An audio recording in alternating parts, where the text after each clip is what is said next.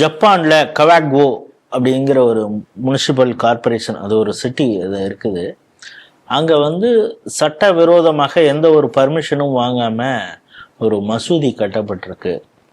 அந்த மசூதி கட்டப்பட்ட அந்த விழாவில் வந்து பாகிஸ்தானுடைய ஹை கமிஷனர் அவருமே கூட கலந்துக்கிட்டாரு அப்படின்னு செய்தி வருது. இப்போ என்ன பிரச்சனை அப்படின்னா, ஜப்பானில் அவ்வளவு வந்து நீங்கள் ஒரு இல்லீகல் ஸ்ட்ரக்சர், எஸ்பெஷலி அது அர்பன் டெவலப்மெண்ட்டில் வரக்கூடிய இடத்துல, ஒரு மெட்ரோ சிட்டிலேயோ இல்லை முனிசிபாலிட்டி கார்பரேஷன் கீழே வர இடத்துல நீங்கள் கட்டிட்டீங்கன்னா அவ்வளோ சீக்கிரம் விட மாட்டாங்க.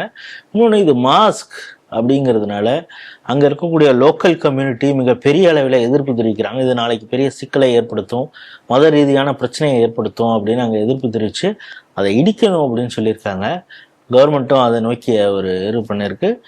இப்போ என்ன பண்ணுறதுன்னு தெரியாமல் பாகிஸ்தான் ஹை கமிஷனர் முழிப்பதாகவும் செய்தி வருது. இந்த செய்தி எப்படி பார்க்குறீங்க? எனக்கு இதுல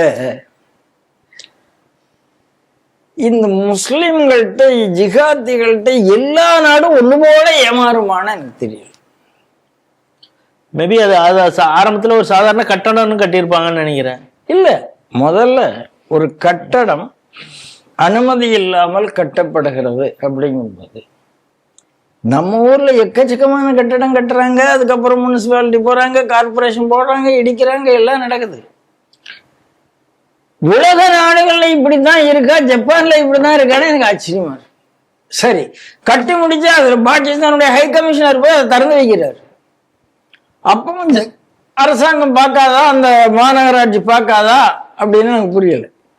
அப்போ இவர்கள் ஜிகாதிகளுடைய நடவடிக்கை எல்லா இடத்துலையும் ஒண்ணுதான். இப்போ நம்ம ஊர்ல கிறிஸ்தவ ஜப வீடுன்னு ஆரம்பிச்சிடுறேன்.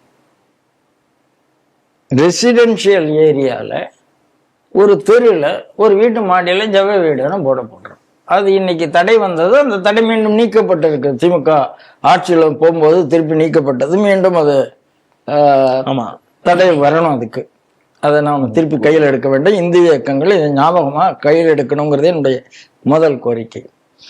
அதே மாதிரி ஜப்பான்ல ஆரம்பிச்சு இப்போ வந்து ஐயோ கட்டடம் வந்துட்டு இது வந்து அண்ணாதுரை இடி அப்படின்னு சொன்னா எனக்கு ஆச்சரியம் என்ன, இது வந்து உலகத்துல ஜிகாதி கும்பல் இப்படித்தான் செய்கிறது, எவாஞ்சலிஸ்ட் சிம்பல் இப்படித்தான் செய்கிறது என்பதுல எனக்கு மாற்று கருத்து இல்லை.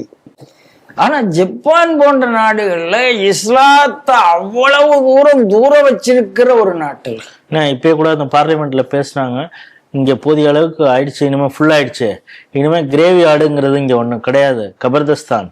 அதனால எந்த ஊர்ல இருந்து வந்து இங்க முஸ்லிம்கள் இருந்தாங்கன்னா, அவங்க இறந்து போயிட்டாங்கன்னா பேசாம உங்க நாட்டுக்கு எடுத்துட்டு போயிடுங்க, இங்க எந்த இடத்துல இங்க இல்லை அப்படிங்கிறதையும் அவங்க தெளிவா சொல்லியிருந்தாங்க. இப்பொழுது இந்த மசூதி ஸ்ட்ரக்சர் அதுதாங்க, ஜப்பான் வந்து மொத்தத்துல இருந்து இஸ்லாம் மேல ஒரு அவர்ஷன் உள்ள நாடு, இஸ்லாம் மேல உள்ள எச்சரிக்கையாக இருக்கும் நாடுன்னு சொல்லாமா? ஆமா, இஸ்லாத்து மீது எச்சரிக்கையா இருக்கிற நாடு. அந்த நாடு ஏமாந்து போயிருக்கேங்க போது எனக்கு ஆச்சரியமா இருக்கு. அதனால இந்த செய்தி ஆச்சரியமான செய்தி அப்படிங்கிறத தாண்டி இதை எனக்கு பார்க்கறதுக்கு ஒண்ணுமில்லை. ஆனால் ஒரே ஒரு விஷயம், உலகமே இந்த ஜிகாதிகள்கிட்ட ஏமாத்துட்டு இருக்கு. இன்னைக்கு யூரோப் போயாச்சு, லண்டன் போயாச்சு, ஜெர்மன் போயாச்சு, பிரான்ஸ் போயாச்சு, என்னென்ன நடந்துட்டு இருக்கு பார்க்கும். ஜப்பானா